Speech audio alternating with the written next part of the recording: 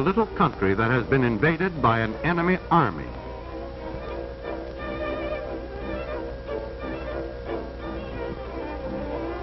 But the enemy in this case is not big soldiers. This invading army is so tiny that it can be seen only through a microscope. Its soldiers are the germs of communicable disease. Some of these disease-causing organisms are so small that they cannot be seen even with the most powerful microscope. They are detected only because they can pass through the tiny holes of this filter.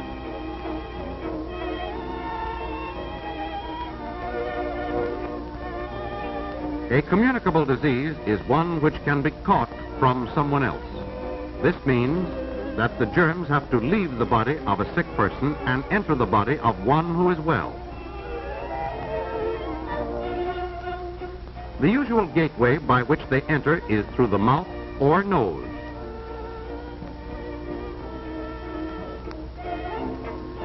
How do germs make the trip from sick to well and thereby spread disease? They may travel by one of several ways. Coughs and sneezes, which are not protected, send germs in a direct spray.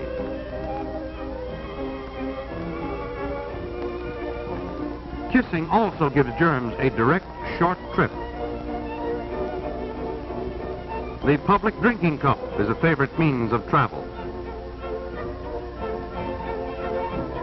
Water, as we find it in nature, may have harmful germs in it. If we drink such water without first boiling it, we are giving these germs a free ride into our bodies. Milk is the best food there is for us. But if it comes from unhealthy cows, in dirty surroundings, or is handled by people having a communicable disease, it can become a good conveyor of germs. Rats and some insects, particularly the fly, are of great help to germs of certain diseases by carrying them from filth to the food we eat.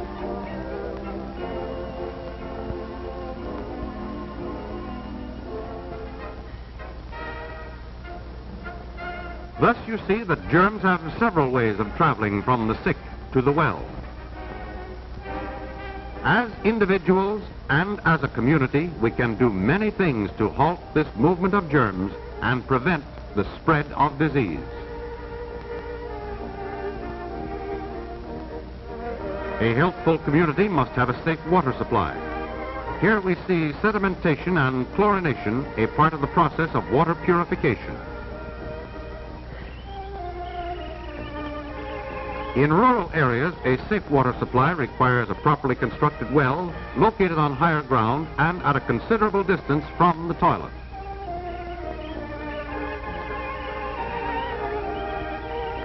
The purity of a city's water supply is further protected by the sanitary treatment of sewage. A series of processes renders the waste non-injurious to health. In rural areas, the problem of disposal of human waste can be solved by the building of a proper type septic tank.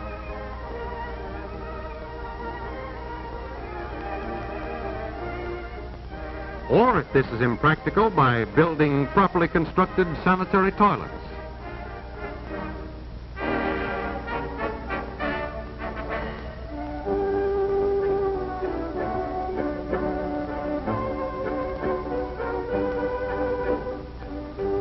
Care in all steps of handling milk will do much to reduce milk-borne diseases.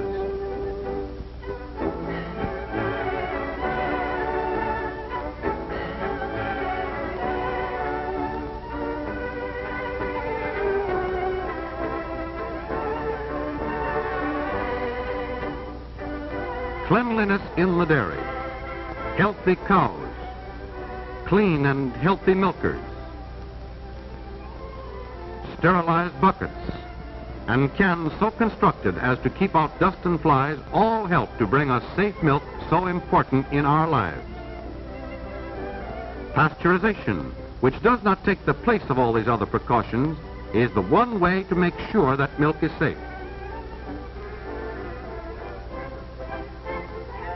Anti-fly measures, particularly the disposal of breeding places, will help halt one of the most important ways by which germs travel. Tight-fitting screens are effective not only against flies, but also against mosquitoes.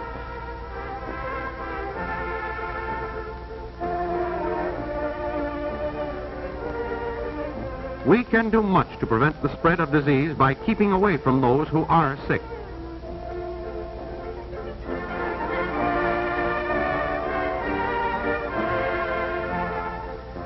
Common sense tells us to stay away from indoor crowds whenever communicable diseases are prevalent.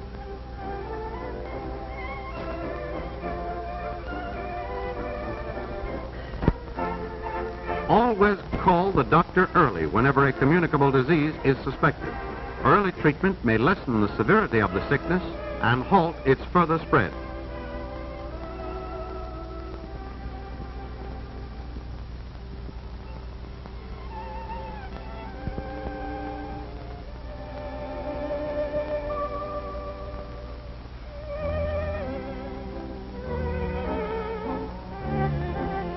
It is the duty of anyone suffering from a contagious disease to remain at home until the doctor feels it is safe for him to go out among other people.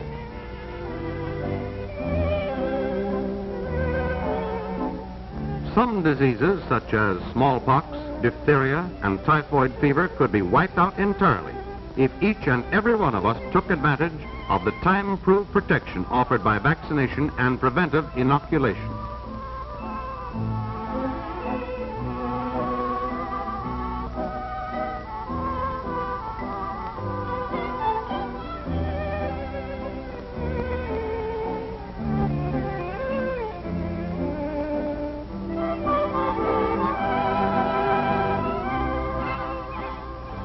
One of our best weapons in preventing the spread of disease is cleanliness, which is particularly important when there is a communicable disease in the house.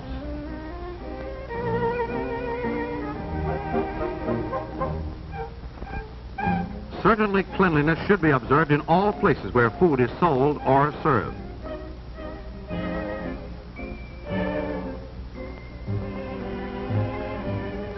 All dishes used by the public should be sterilized.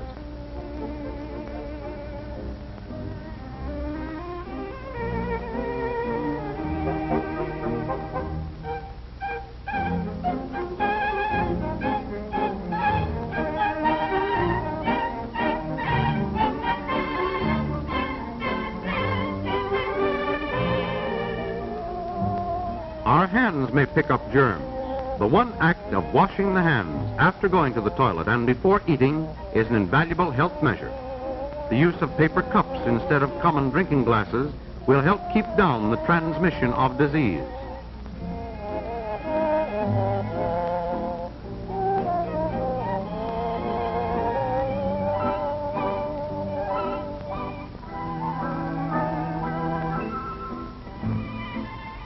We cannot keep all germs from entering our bodies, but wise old nature has placed within us natural forces capable of fighting the invading armies of disease. The better the condition of our health, the stronger this last line of defense against the invader. Building up this resistance depends upon a well-balanced diet which satisfies all the food requirements of our body.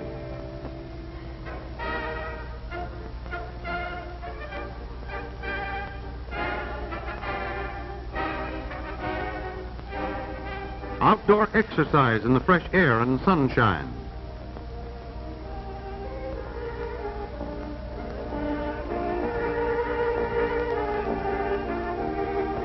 At least 6 glasses of water daily.